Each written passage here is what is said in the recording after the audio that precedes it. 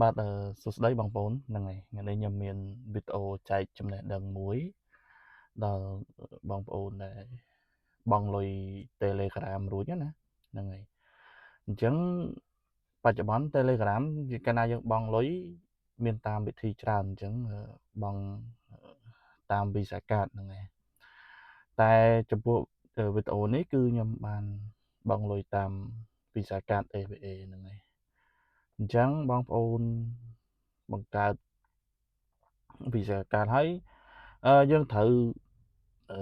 បង់លុយតាម Telegram រួចគឺបងប្អូនត្រូវតែផ្ដាច់ហ្នឹងហើយផ្ដាច់កាតដែលនៅជាប់ក្នុងទូរស័ព្ទដៃណាហ្នឹងហើយអញ្ចឹងត្រូវផ្ដាច់ចោលហ្នឹងហើយអញ្ចឹងវីដេអូនេះខ្ញុំគ្រាន់តែចង់ចែកម្លែកដល់បងប្អូនចេះហើយឬក៏មិនទាន់បានយល់តាក់ទងកន្លែងផ្នែកហ្នឹងហើយអញ្ចឹងវីដេអូនេះខ្ញុំធ្វើឡើងគឺចង់ចែកម្លែកដល់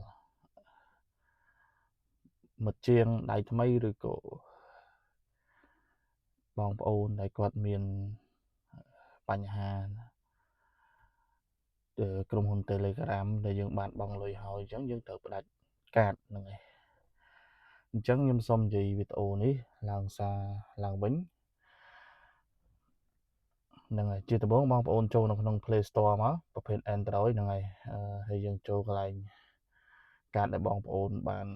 បង់ហ្នឹងទៅហើយបងប្អូនមើលតាមវីដេអូហ្នឹងទៅព្រោះដោយសារវីដេអូនេះខ្ញុំធ្វើដាក់ជាភាសាខ្មែរហ្នឹងហើយអញ្ចឹងបងប្អូនមកប្រភេទប្រើ Android បងប្អូនអាចដាក់តាមភាសាខ្មែរហ្នឹងទៅហើយក៏បងប្អូនអាចចុចតាមវីដេអូដែលខ្ញុំបានធ្វើឡើងនឹងដែរអញ្ចឹងណាហ្នឹងហើយអញ្ចឹងព្រោះដោយសារវីដេអូនេះខ្ញុំធ្វើដើម្បីចង់បង្ហាញហ្នឹងហើយ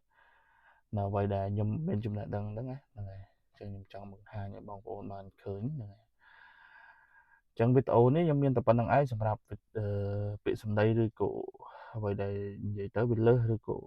នេះអីសូមអភ័យទោសផងព្រោះដោយសារវីដេអូនេះគឺខ្ញុំធ្វើឡើងហ្នឹងគឺដើម្បីចង់ចែកម្លែកចំណេះដឹងដល់